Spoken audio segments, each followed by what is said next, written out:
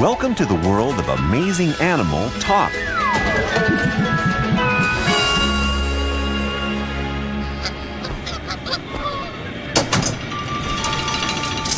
Hello, sunshine. Hello, surf. Hello, 2 weeks of fun and games. Hi, Henry. Hiya. Hold on. I'm on vacation. I don't have to talk to you.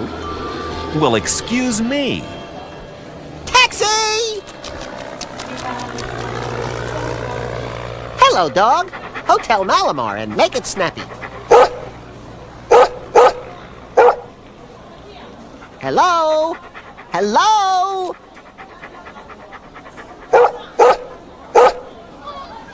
Having problems communicating, Henry? I fly halfway around the world, no problem. But can I get a taxi to take me down the street? Maybe he doesn't understand you. Yeah. Okay. Take me to the Hotel Malamar. No, Henry. Saying it slower doesn't help. He doesn't even understand your language. You mean I gotta speak dog? Ugh.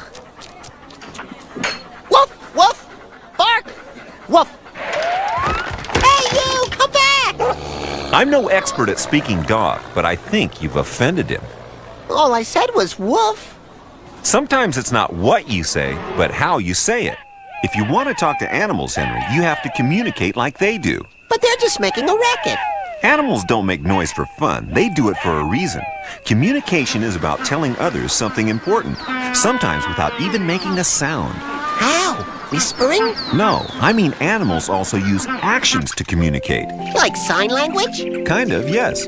Take these lemurs. No thanks. Already got one. Henry, Sorry. they communicate with tail movements that the other lemurs understand. How can I understand that skunk if he's joking around? That's no joke. He's saying, look out, I'll spray you. Yikes! Rattlesnake! Even I know that sound means run! Animals communicate in many different ways, and they're not all easy to understand. Maybe that leopard is saying, I've got a pretty tail. Good try, but it's a reminder to her babies to keep up. Sometimes animals communicate to show off. I knew that. My point exactly. Excuse me? Unlike you, Henry, animals who show off are usually trying to impress a mate. Look at me, see what I can do, or I'm so strong. I'm only on vacation for a week. We'll never learn all these languages. Just pay attention, Henry, and remember that actions can speak louder than words.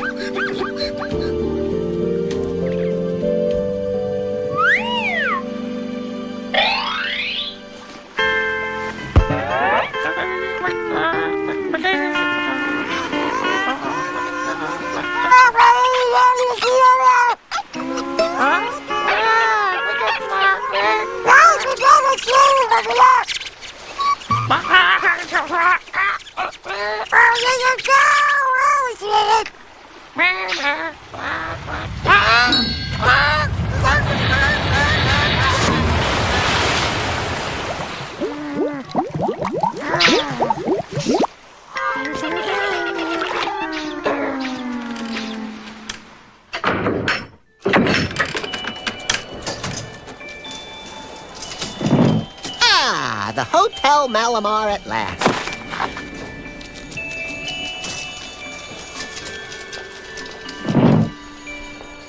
Hello. Ribbit? Have you got any messages for me? Has my mom called? You know, on the telephone? Your mom? Aw, how sweet. She worries, all right? Wow, who says you can't get good service these days? No. A message. Is there a message for me? Anything in the pigeonhole?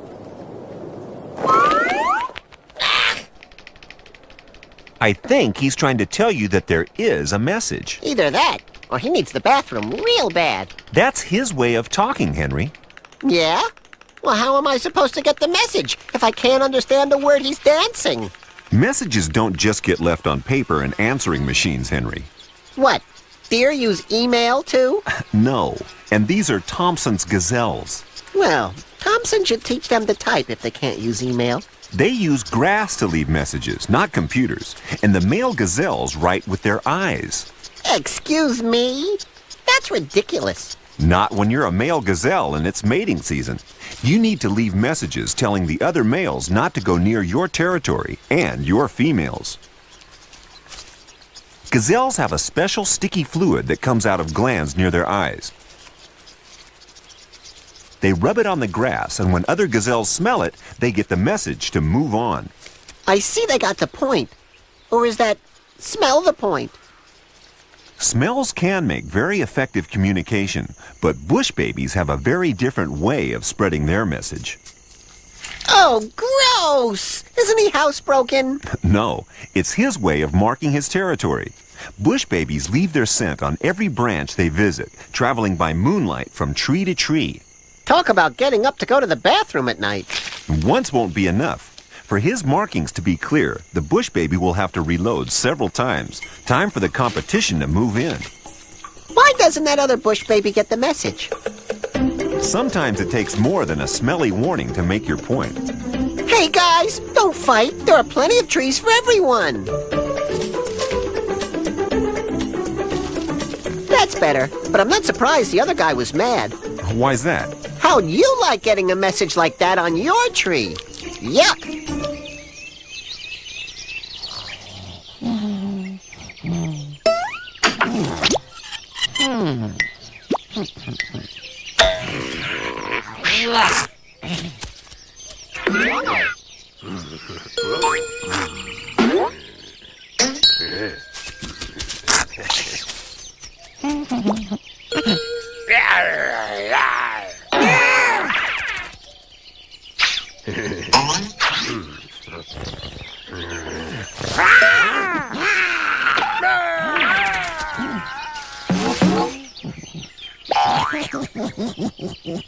Henry!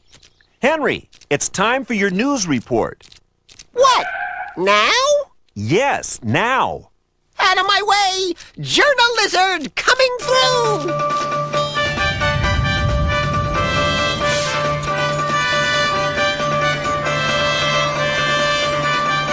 Tonight, an eyewitness report from our treetop reporter. And Tortoise gets knocked out of gymnastic finals.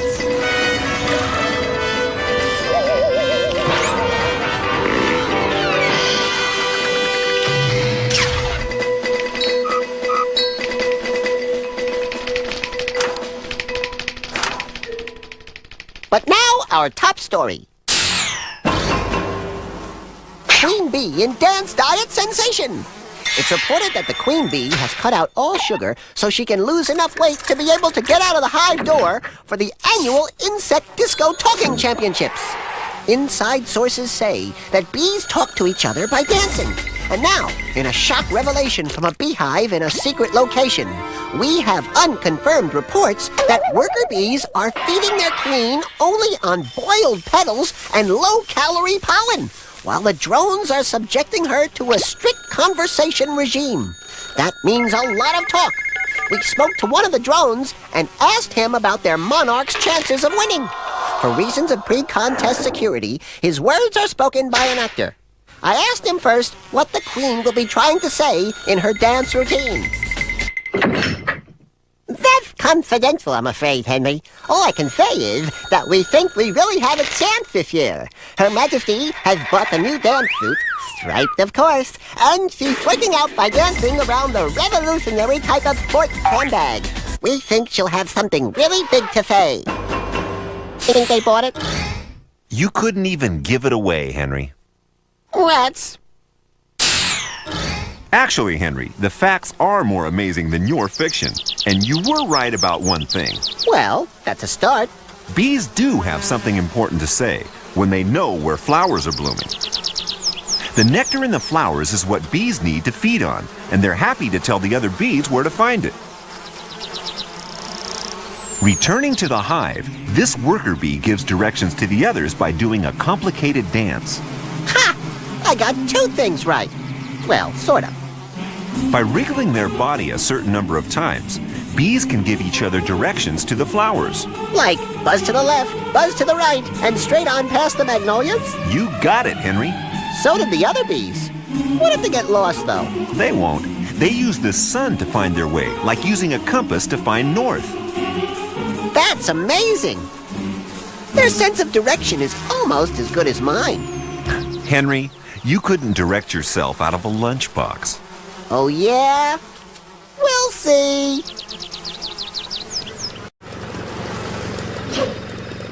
Where are you going, Henry? No, sightseeing. Lost, huh? Yep. Need directions? No. Not me. Excuse me. I mean, gobble, gobble, squawk. Henry, now you're talking turkey. You've learned a language. Oh, yeah. Is this the way to the museum? So I just go down here and turn left, right? No? Right. Or left? Uh-huh. I thought you said you spoke the tongue. Ew, leave tongues out of it. What did he say? I think he wants you to walk that way. Well, I'll try, but I don't really have the legs for it. Henry, I think you should know that when an animal is saying, "Follow me," it's usually trying to attract a mate. Oh, I don't think turkeys are really my type. Don't worry. At least you don't have the pressure this Australian bowerbird has to impress his girlfriend. Why? Is she fussy? Yes, about one thing anyway. His bower or love nest. The male has to build the biggest and prettiest bower to convince this female to go with him. Well, he won't get far with house cleaning like that. What a mess. That's no mess. The bowerbird collects anything he can find to construct an interesting nest. Feathers, beads, string, and all in the female's favorite color, blue. Excuse me. Why do all the girl bowerbirds like blue? No one knows, Henry.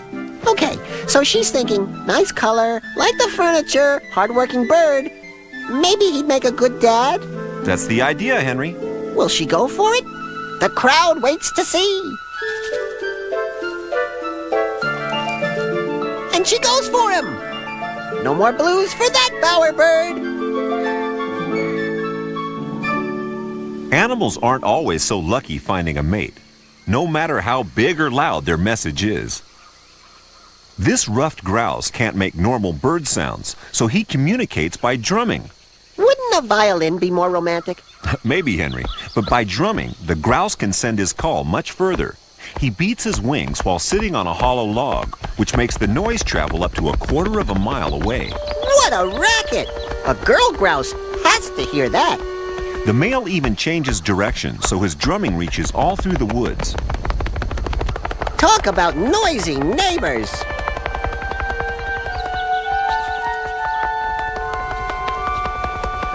But it's just no use. There's no female around to hear him. Aw, poor grouse. I guess he's just drumming up the wrong tree. You may be right. Communication only works if there's somebody else around to hear you.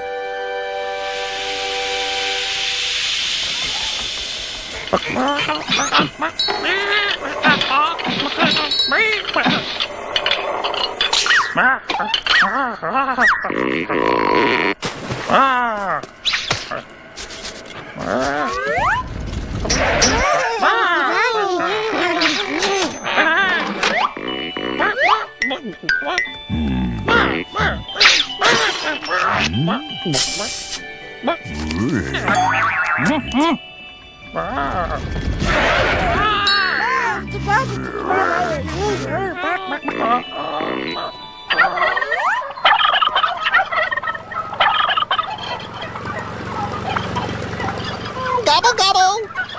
Wow, friendly locals. You seem to be doing okay, Henry, even with your basic vocabulary.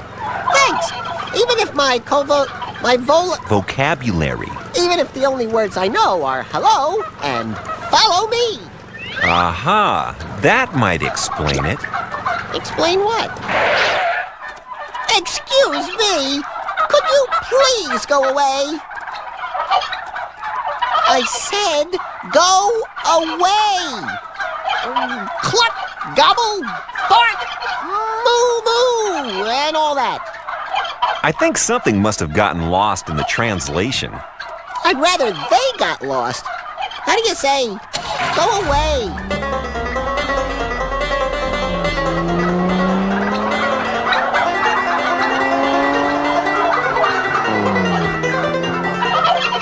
Telling another animal to go away is a big part of communication. I'll say, especially where food is concerned. You're getting the idea, Henry. This sun bittern is usually a quiet bird. It helps to sneak up on your dinner. But he can act tough when he needs to.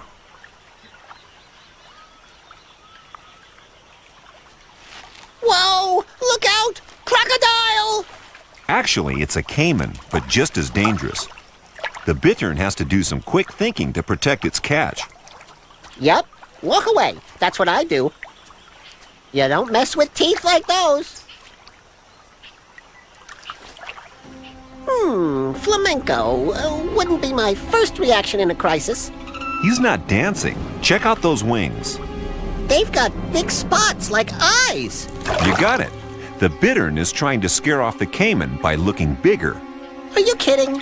He's definitely bitten off more than he can chew. Don't be so sure. Wow, that's one brave bird. And with the help of another, they can eat all the fish they need before the caiman returns with backup. Even animals of the same kind argue sometimes, though. Yeah, like me and Cousin Rex. Lucky we only see each other once a year, on Lizard Day. For zebras, mating season is a time for family arguments. And plains zebras have big families, with up to 8 females for each male. First they bite and kick, but you know they're really mad when they start using their ears. Excuse me? A zebra with lowered ears is saying, "Get out of my way, or you'll be sorry." Uh-oh, better run. Good thing they have racing stripes. Why are they mad? Well, maybe 2 females are fighting over a male. When the zebras have calmed down, their ears go back to normal. Cool, talking with your ears. I wonder if I can listen with my mouth. Only if you put your foot in it. Wise guy.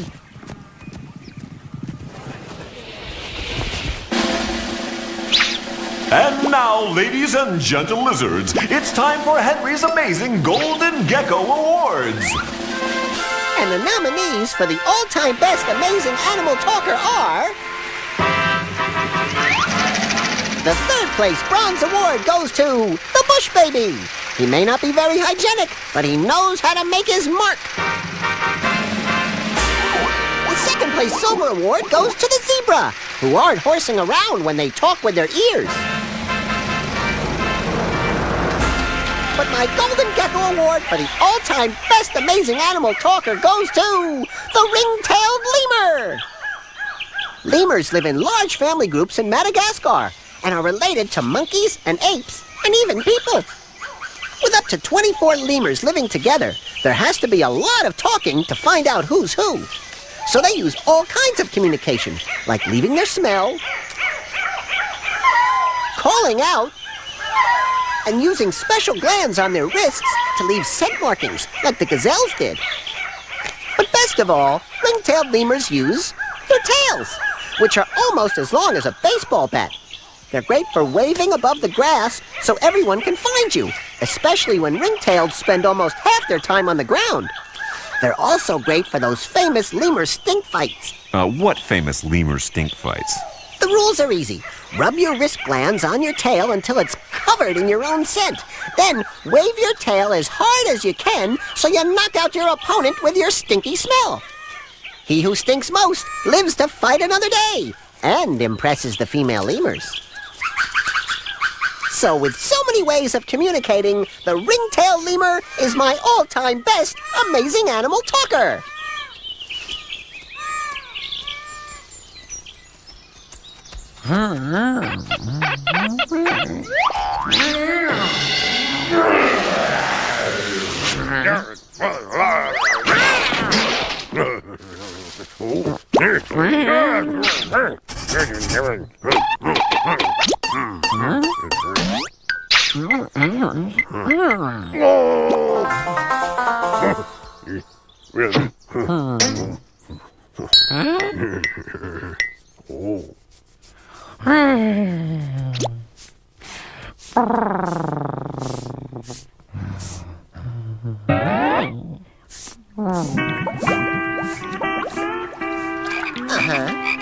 Really? Great. What's he saying, Henry? I have absolutely no idea, but it's really starting to bore me. For a moment, I thought you'd managed to learn their languages. I thought I'd try. That's why I asked them back to my hotel. Great, now you've got some vacation friends. Some friends. Hey, leave that alone. That's mine. Oh, I just wish they wouldn't mess with my stuff. Excuse me. Get your head out of my lunch. Can't you do something? Don't look at me. I'm a narrator, not an interpreter.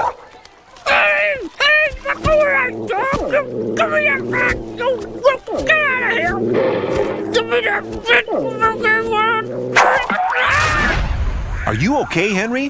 What do you think? Sometimes you have to stand up for what's yours, Henry. Hey, I put up a good fight. It's not about fighting, it's about talking things out. These gelada baboons are always on the lookout for trouble. The males have to be when they're defending up to 6 female mates from a wandering bachelor. You just have to look at them and you keep away. That's the point, Henry. This guy uses body language to tell his rivals that he's the boss. Acting big and strong is just another way of communicating. Now's his chance. Here comes another big guy. Whoa! Exactly. Those teeth say, keep away or else. They also say, I've got a brave dentist.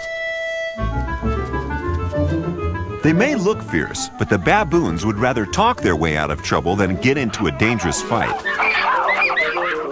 No one's gonna make a monkey out of me. Shouting and challenging is all part of protecting what's yours.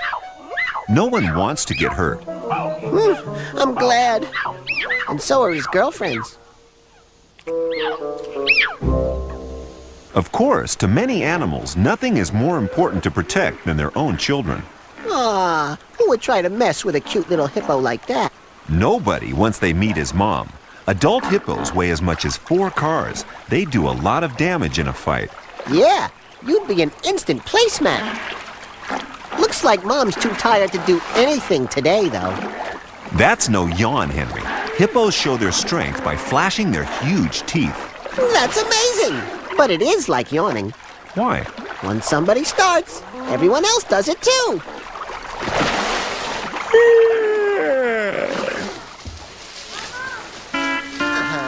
Hey, you're talking to the animals, Henry. Of course. Now I can understand them. It turns out they're all total party animals. So you finally learned their languages, huh? No, I hired this guy instead. He's a great translator. That's cheating. You've got an interpreter. You'll never learn anything that way. Sure I will. I learned to talk a parrot into working for peanuts, didn't I? I should have guessed, Henry. After all, you are one of the most amazing animal talkers around.